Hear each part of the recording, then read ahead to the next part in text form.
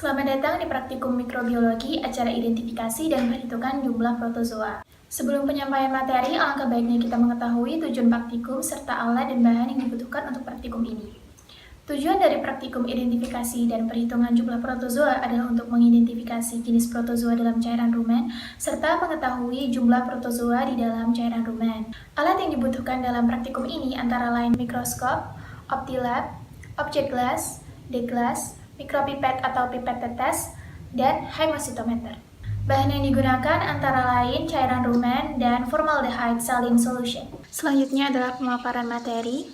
Protozoa merupakan hewan bersel tunggal uniseluler, eukariotik, memiliki struktur internal yang kompleks untuk menjalankan aktivitas metabolisme. Ukuran protozoa sangat beragam, mulai dari beberapa mikrometer, contohnya Plasmodium, hingga beberapa milimeter, contohnya Gregarinosaur opalanids. Ciri-ciri dari protozoa antara lain uniseluler, eukariotik, tidak mempunyai dinding sel, umumnya heterotrof, dapat hidup secara bebas, saprofit atau parasit, dan dapat hidup secara soliter sendiri ataupun berkoloni. Klasifikasi protozoa berdasarkan perbedaan morfologi dan alat geraknya dibagi menjadi 4 kelas, yakni Rhizopoda, Flagellata, Ciliata, dan Sporozoa. Berikut ini adalah gambar contoh protozoa. Terima kasih, sekian untuk pemaparan materi. Selanjutnya akan ditampilkan video mengenai perhitungan jumlah protozoa. Silahkan disimak dan dicermati dengan sebaik-baiknya. Masukkan suspensi sel ke dalam hemositometer menggunakan mikropipet.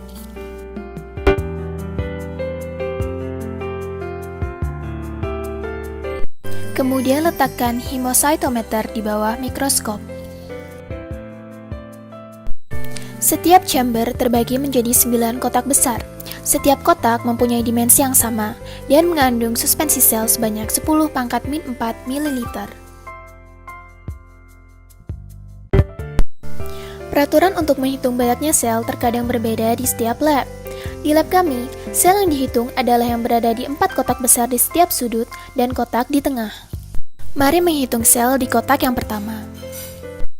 1, 2, 3, 4, 5, 6, 7, 8. Lalu bagaimana dengan sel-sel yang menyentuh batasan luar kotak? Di lab kami, dihitung sel-sel yang menyentuh batas atas dan batas kiri, dan tidak dihitung sel-sel di batas kanan dan bawah. 9, 10. Kita perlu menghitung sel yang hidup maupun yang mati. Sel yang mati terlihat berwarna biru.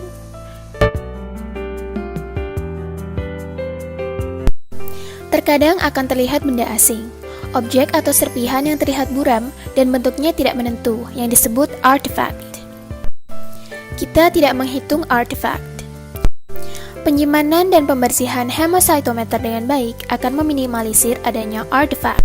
Terdapat 10 sel hidup dan 1 sel mati pada kotak pertama. Sekarang kotak kanan atas. Terdapat 9 sel hidup dan tidak ada sel mati. Selanjutnya, mari menghitung kotak kanan bawah. Terdapat 11 sel hidup dan tidak ada sel mati. Dan sekarang kotak kiri bawah. Terdapat 10 sel hidup dan 2 sel mati. Dan terakhir, mari kita menghitung sel pada kotak tengah.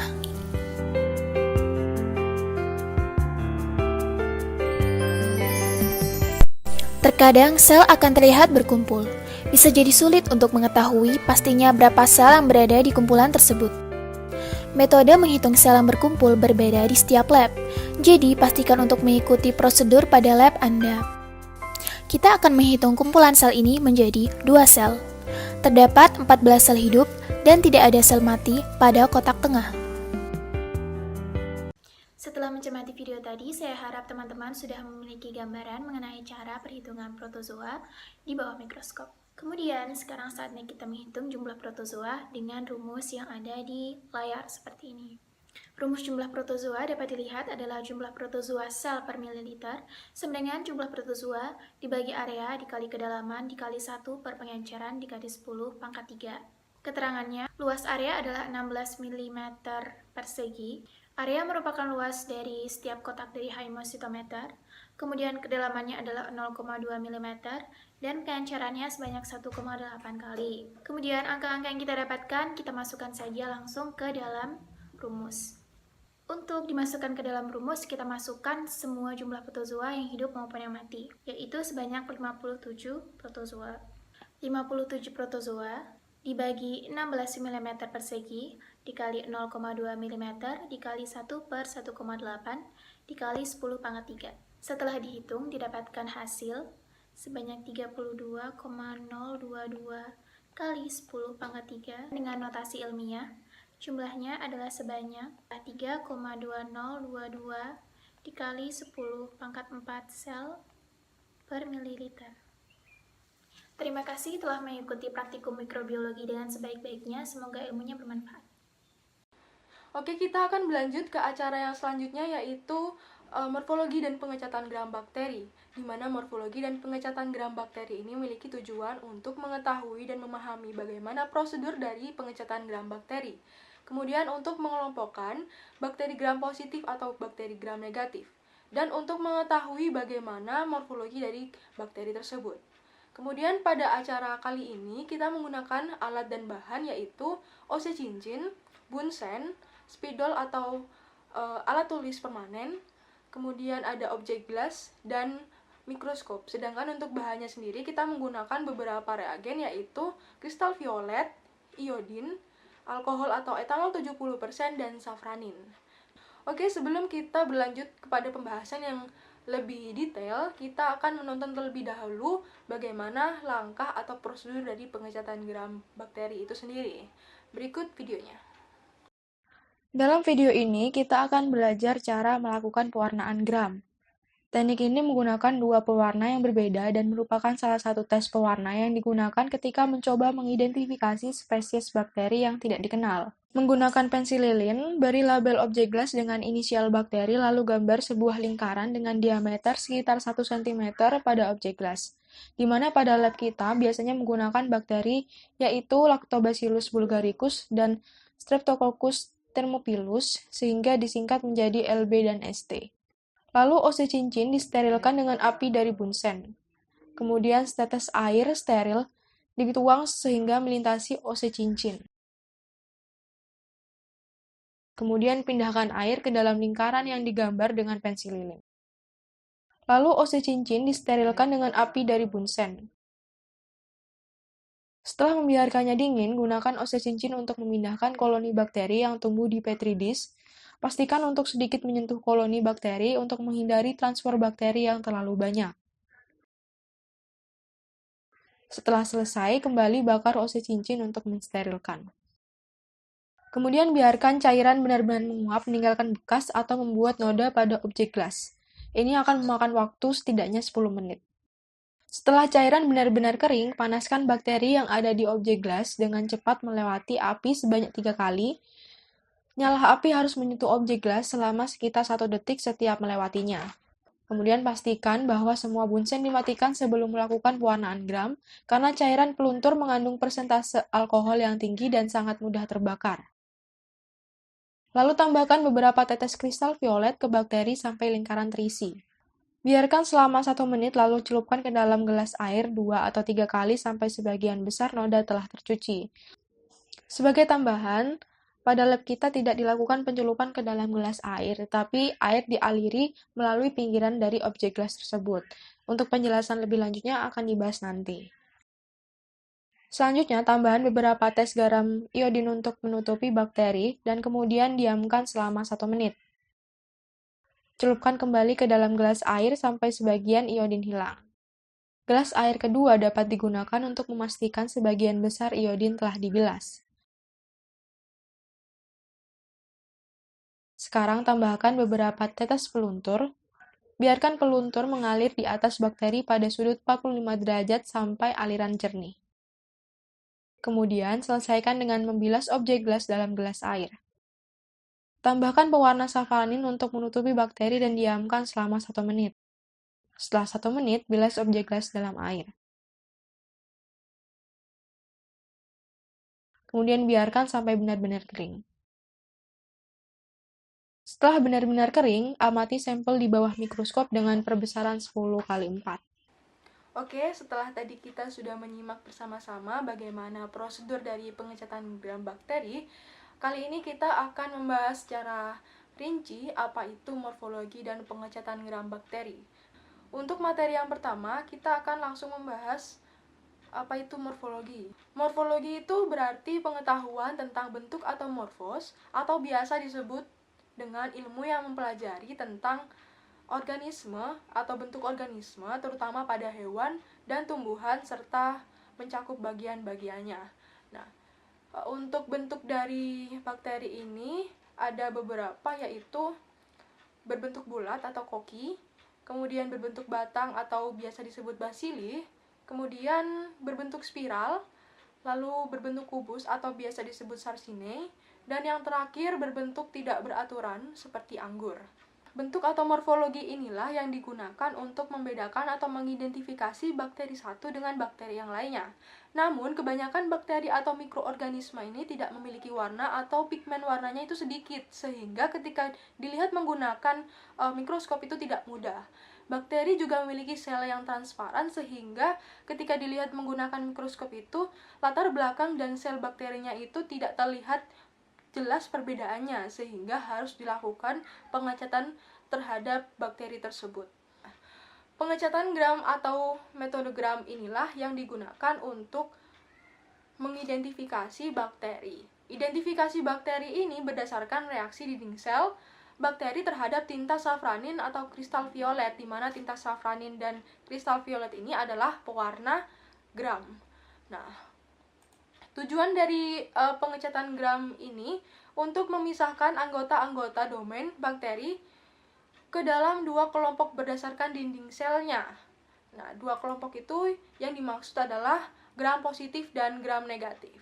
Jadi, bakteri gram ini dibedakan menjadi dua kelompok. Yang pertama yaitu gram positif dan gram negatif. Untuk gram positif sendiri itu adalah bakteri yang memiliki dinding sel yang lebih sederhana dengan jumlah peptidoglikan yang relatif banyak, sehingga ketika nanti kita tambah dengan cat utama yaitu kristal violet, dia akan mengikat sangat kuat.